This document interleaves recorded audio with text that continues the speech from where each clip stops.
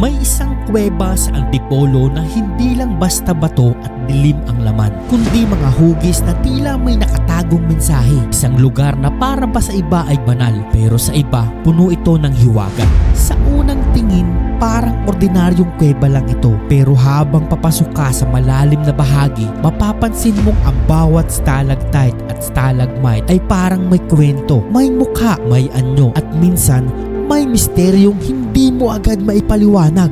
Kaya po siya tinawag na mystical dahil po siya sa tubig. Marami na pong gumaling. Saka maraming imahe sa loob. Yung santo, yung mga ni Jesus Christ, yung ni Mama Mary. Mga hindi siya gawa ng tao. Ano lang siya, nature. Yung tubig yun, yung na-test, malakas yung calcium.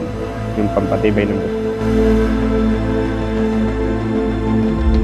Ayon sa mga kwentong aming nakalap, na diskubre umano ang kuwebang ito ni Nanay Nelly Delis noong 1970. Hindi dahil sa aksidente, kung hindi dahil sa mga panaginip na paulit-ulit niyang nararanasan. Pinaniniwala ang ginobensya ng mga pangitain hanggang sa tuluyan niyang matagpuan ang lugar na ngayon ay kilala bilang Mystical Cave. Dahil sa mga kwento at hiwagang bumabalot sa kuweba na ito, nagpasya kaming tahakin ang daan papunta dito upang personal na tuklasin kung ano nga ba ang katotohanan sa likod ng mga kwento, paniniwala at misteryong patuloy na umaakit sa mga bumibisita sa Mystical Cave.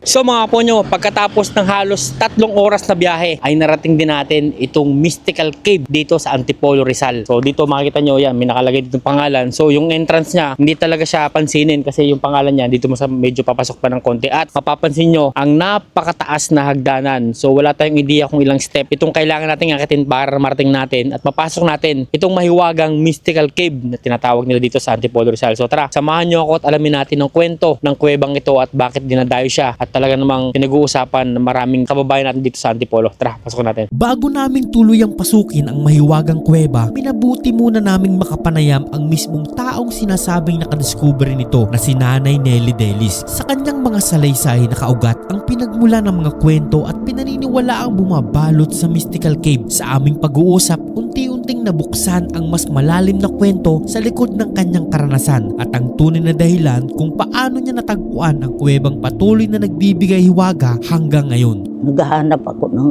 gamutan. Yung dalhan ko ng pasyente kasi marami. Kaya natagpuan ko yung kuweba. Nung nakita ko ng kuweba, ang mga tao dinadala ko yung magaling. Pusa, dikit sa bato, sa sandal at likod. Ang magaling na tuhod nila. Kaya na-maintain na yan. Sa lupa ko na yan. Inayos ko ng titulo niya. Pero paano niyo po na-discover yung kuweba? Lakad akong lakad kasi para kung may hinahanap. Kailan niyo po na-discover yung kuweba na? Anong taon po? Tandaan niyo po? 1970 pa. Dala mga tao dito. Paggamot sila dyan sa kuweba, nandikit sila magaling. Kaya na-maintain na yan. Na pinupuntahan. Pinupunta ng tao. Ang dinikit kong likod mo ko saan gagaling yung mga paa mo. Makirot, dikit mo dyan. Patulog sila dyan, nag-aupo sila. Nasandal sila. Pero sadya po kayo nang gagamot talaga? Dati na ako manggagamot. Wala pa yung kuweba na yun. Matapos kong mapakinggan ng kwento ni Nanay Nelly Delis, lalo pang tumindi ang aking pagnanais na tuklasin ang loob ng kuweba. May kakaibang hatak ang kanyang mga salaysay, sapat upang akayin kami papasok at personal na masilayan ang natatanging ganda ng Mystical Cave. Isang likhang sining ng kalikasan na hinubog ng panahon, hiwaga at paniniwala.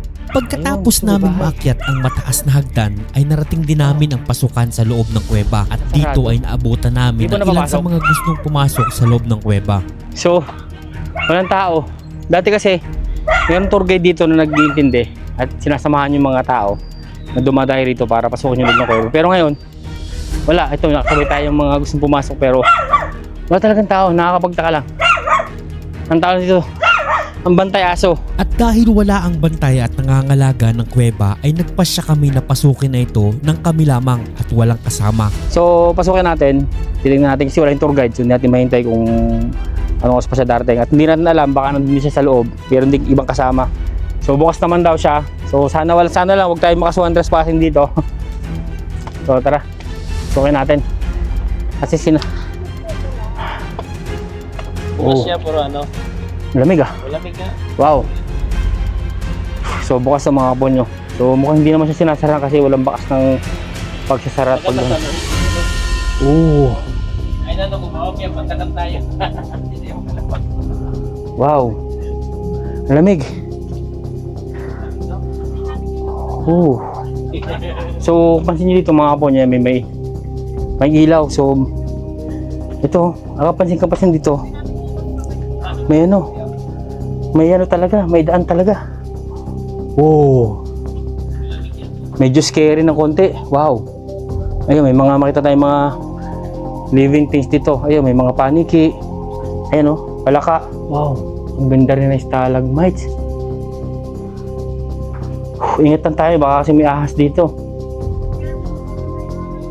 Ayan kasi yung mga kaponyo. So ang maganda dito mga kaponyo, ayan mayroong daan. Ginawa talaga nilang daanan papasok sa kuweba. Amazing mga kaponyo. Wow. So yan, may mga napakalaki ng loob nito. Ganda. May mga paniki na ninirahan. Tingnan pa mga kaponyo. OMG. Ang ganda ng loob.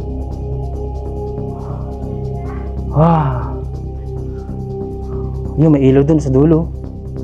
Akala ko akala ko mata ng panigi. Ang luwang nito. Wow. Ayun amazing place. Ang ganda. Wow. Pansinin niyo mga kaponyo. First time ko makapasok ng kabilang talaga, as in wala tayong tour guide, walang kahit na ano. Tingnan niyo naman. Pwede siyang gawing simbahan talaga. Ang laki Wow. Ang ganda. Ang haba nito. Tingnan niyo. Ayan mahaba pa siya. Ang ganda ng mga formation Tingnan niyo. Kumikislap-kislap pa yung mga bato dito. Amazing place. Ang daming paniki. Ayun ang luwang pa. Tingnan mo. Tingnan niyo mga kaponyo. Ang laki nito. Parang simbahan. Tingnan niyo naman Ang ganda ng mga formation ng stalagmites Meron pa rin mga tumutulong tubig. Yan, tuloy pa rin sa tubig ang pagtulog nila. Ang ganda nito mga kaponyo. Solid. Wow. Ayan, may kuryente naman siya dito. Kaso nga lang yan, yung ilaw, hindi siya ganun kaliwanag. Ingat tayo. Amazing place. May mga meron pang nabubutas Ito mo? Yan may ibon. May nakatira din mga ibon sa loob ng kuweba. Ang haba. Patakot dito, baka biglang may lumabas dito. Ang dilim na sa likod Bawat sulok talaga. Tingnan mo naman kung gaano kaluwang Tingnan mo. Wow! Grabe! Makakagulat yung lugar na to Tingnan mo. Parang meron dong parang grabe. Tingin tayo sa taas, baka may ahas sa taas na malaglag dito. Baka may nalimaw dito. Ano yun? Grabe, ganda ng lugar. Tahimik na. Parang minipis na yung hangin dito. Mga kaponyo. Ayun Uy. Luwang pa dito. Grabe. Inaalala ko dito, baka bigla may lumabas na. Amazing na lugar to. Tingnan mo. Tingnan mo naman Tingnan nyo mga kaponyo, ang luwang pa nito. Wow!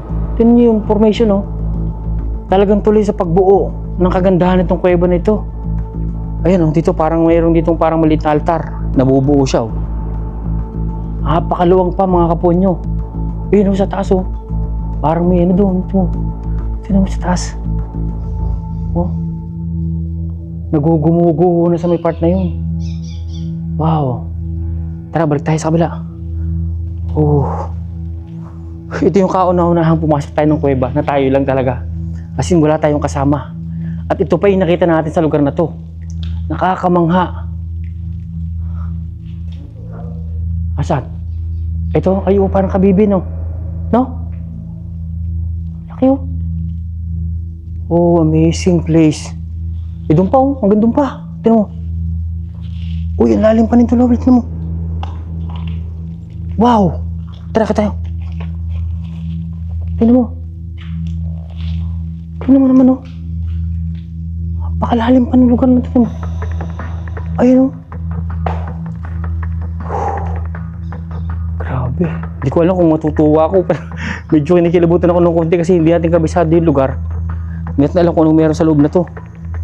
Ang narinig ko na lang ngayon is yung huni ng mga paniki. Tandaan. Oh, dandahan tayo mga kaponyo. Baka tayo madulas. Madulas yung lupa. Oh, tara, balik tayo dito. Grabe, oh. Tingnan nyo naman. Hindi ko ini-expect na ganito yung maaabutan natin dito sa lugar na to. Kaya tinawag talaga siyang mystical. Napakaganda ng lugar na to, mga kaponyo. Ito, tingnan nyo to, oh. Parang bahay ng duwende o ano, hindi ko alam kung ano. May mga barya, tingnan mo. Ayan, oh, tingnan mo. May mga barya. Ayan, oh. Hindi ko alam kung nagkano sila dito, pero mukhang humihiling sila ng kahilingan dito. Tara, maglagay din tayo.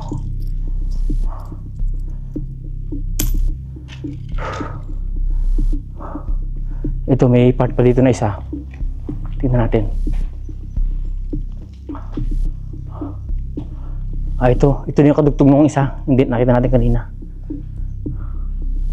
Napakaganda ng lugar na ito, mga kaponyo. Yung kabilang part, tingnan natin. Whew. Amazing place. Ang dami yung dinaanan natin. Ha? Ay, sa bagay. Napakaganda ng lugar na ito, mga kaponyo. May mga ilaw naman siya, kaso lang walang supply na kuryente. Hindi ko alam kung bakit walang kuryente. Itong sa kabilang side, meron pa rito.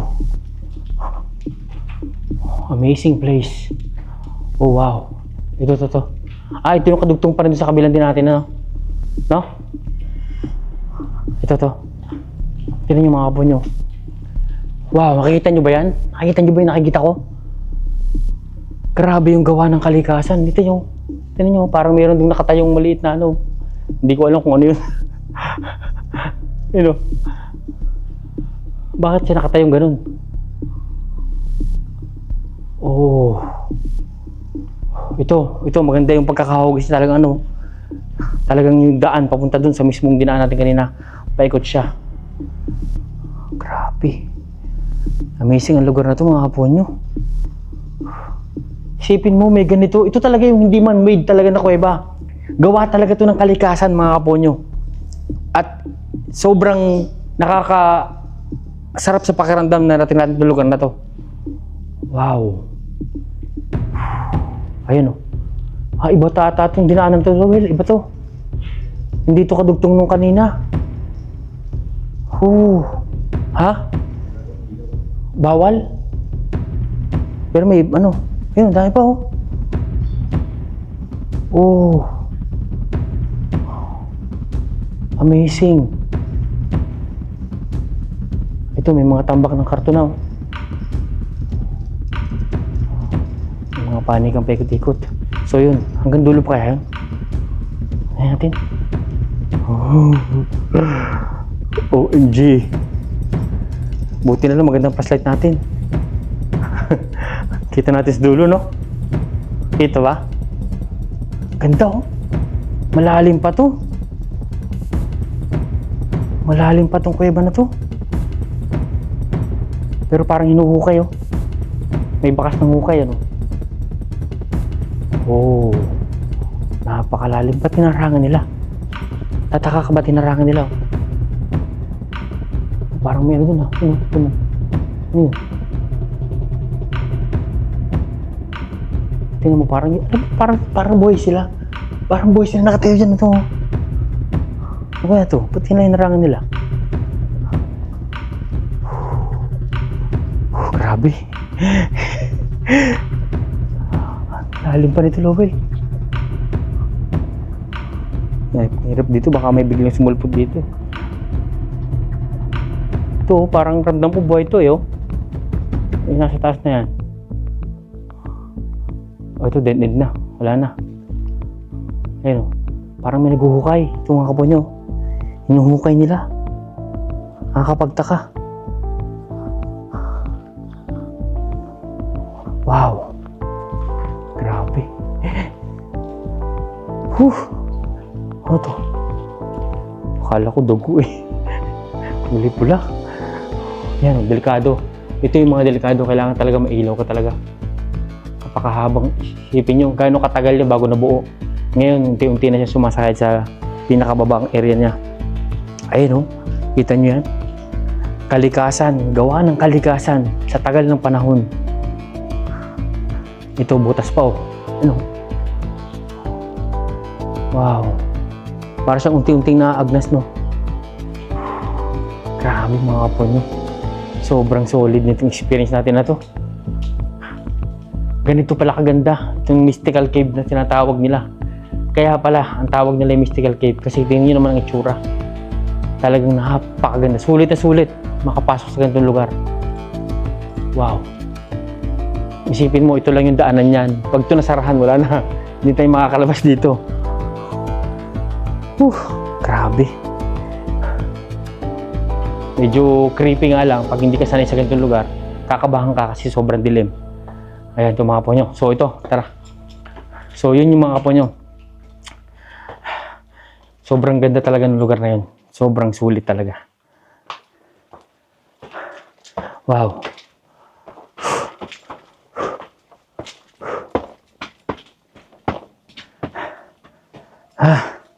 So, sulit ang ating pagpasok mga kapo nyo. Wala mang tour guide, wala nag-ano sa atin, pero still, napasok natin, naipakita ko sa inyo yung ganda nitong mystical cave. Sana nagustuhan nyo yung pinakita namin sa inyo. So, kung nagustuhan nyo yung ganitong klaseng video, like nyo yung video na to and subscribe to our channel para patuloy tayo makapagawa ng mga ganitong video.